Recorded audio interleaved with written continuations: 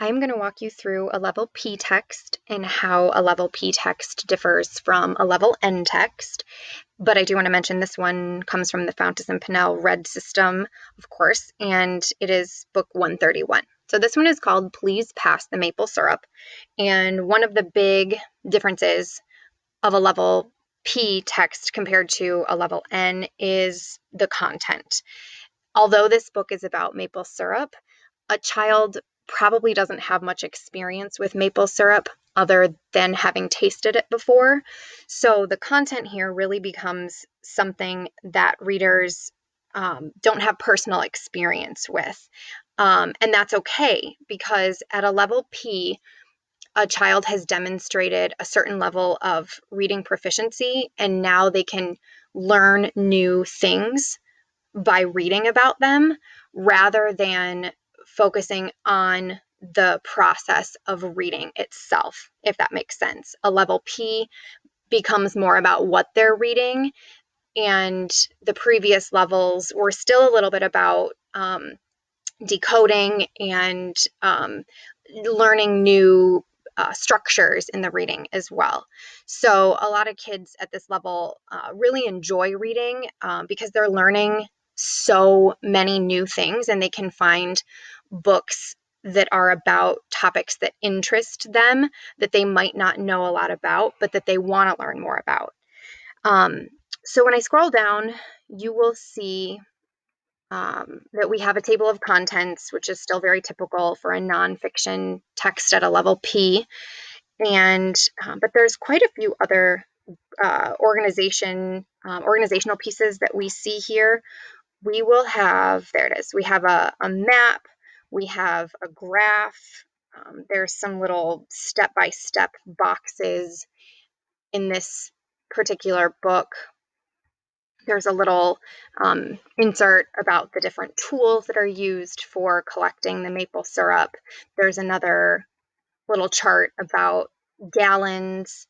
So all of those things are very common for a level P. And some of these little graphics might be complex, but again, that's okay. That information is there to extend the reading, and as a child reads more and more at this level and beyond, they'll become more familiar with how to read these graphics and what their purpose is.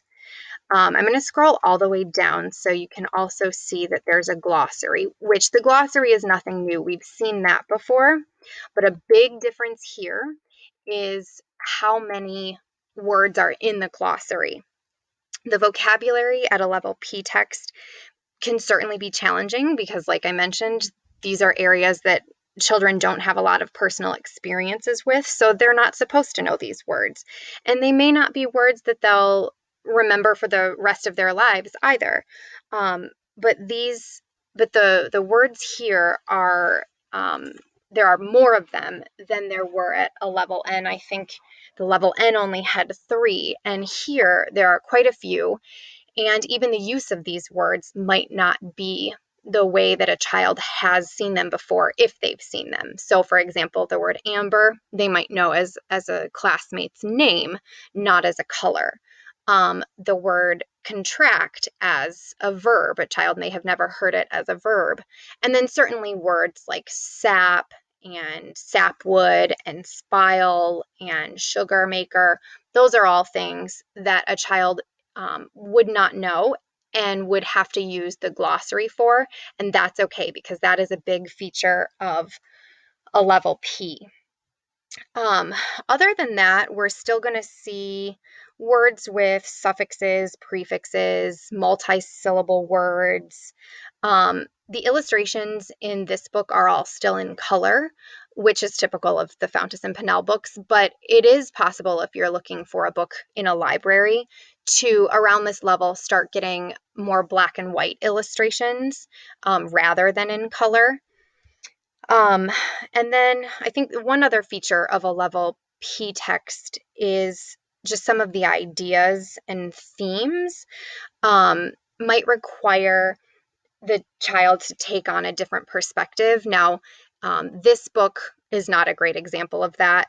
I'm thinking more it could be in fiction or nonfiction, but there is another book in this kit that Fountas and Pinnell has about an artist who gives away his art for free and why he does that.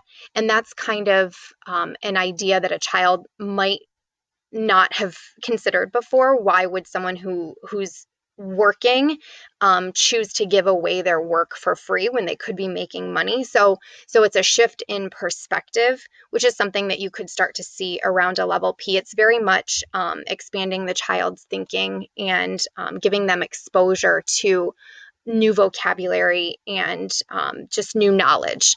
So that's about it for a level P.